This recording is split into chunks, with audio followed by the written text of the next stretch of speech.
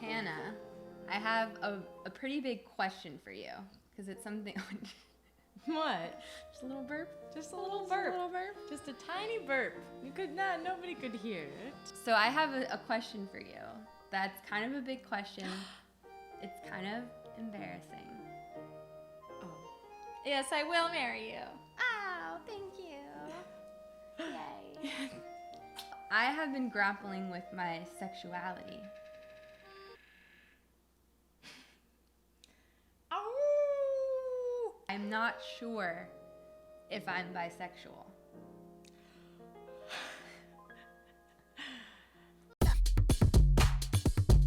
I might just be lesbian. Okay, well, So- maybe you could lead with that for my heart rate, honey. Dear, as your partner, I think you would know that. Oh, I think I know.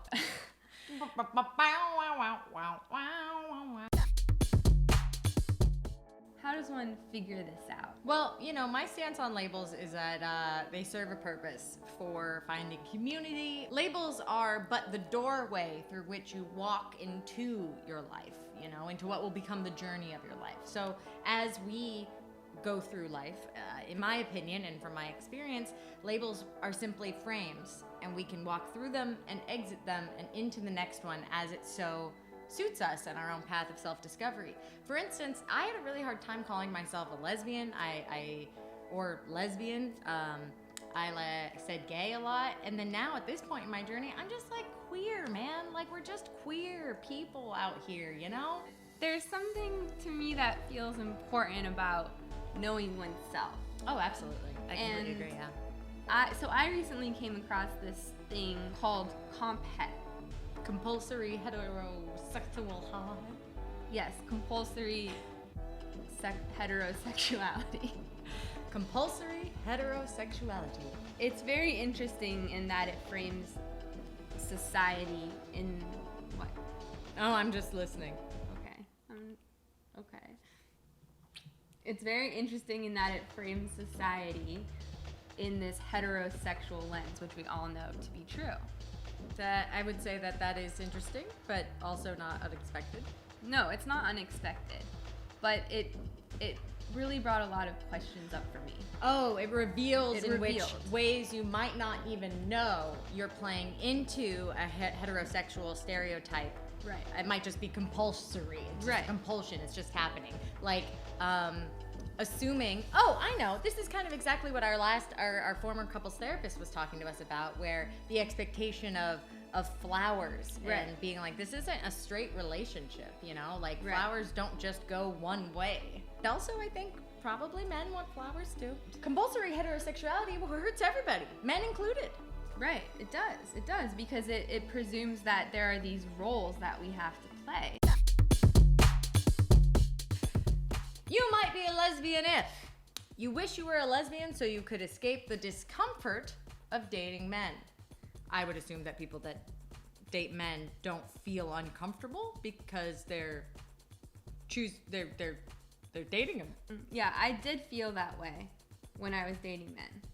But I don't know. I have a lot of like heterosexual female friends that I know that say they hate dating men. Right. And I question that. Men are okay in theory, but terrible in practice. That's so sad. Like, that's so sad. Because if you're heterosexual, don't you think men are great? Because Right. I think men are fine though. Yeah. I have a lot of friends that are male.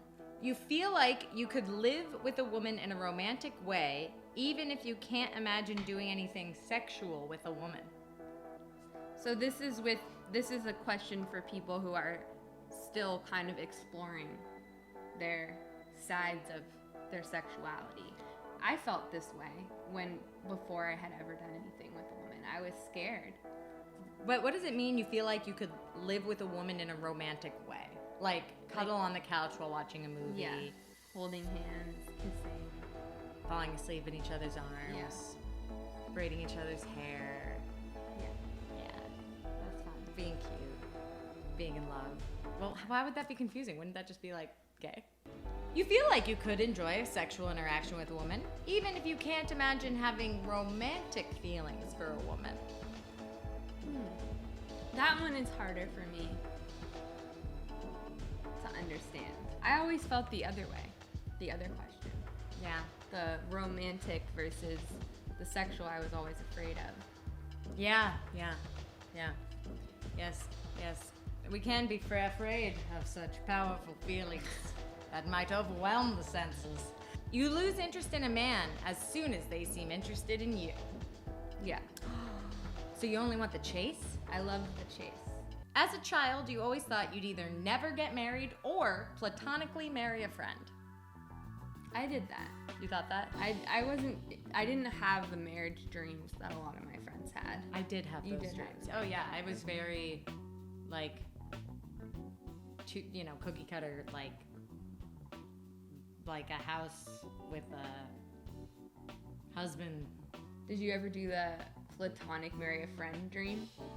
I'm pretty sure me and my friend Hannibal could have gotten married, but I have a lot of female friends I could marry too. I meant like as kids, you and your female friends were like, we're all just gonna live together when we're older.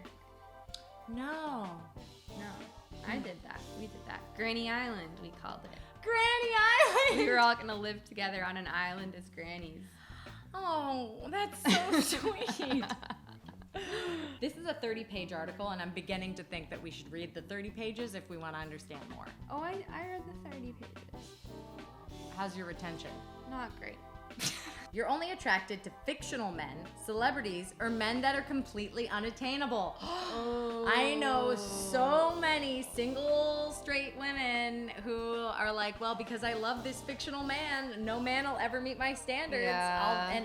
And since it's a fictional man, I must be straight because it's a fictional male. It's like, no, that's just it's not even, it's an idea. Yeah, that's a good one. That's a really good one. You prefer / are exclusively attracted to feminine men. Yeah, that's me. I think this is just more interesting when I think about the people in my life who are heterosexual women, and like so many heterosexual women I know fall into this way more than somebody who knows that they're a queer person. Right. I already know that I'm a queer person. I already identify as queer. I think for me, I've just been grappling with the bisexual versus lesbian identity and if it even matters. You know, this is why I felt a lot of comfort just embracing the queer identity, Right. but I know that the reclamation of that word is not for everybody. But I will say, if you are like, well, I'm a heterosexual woman, but I invite you to read this list because maybe you're not as heterosexual as you think. It's all a spectrum, and you could have some fun figuring it out. Safe fun. Wear a mask.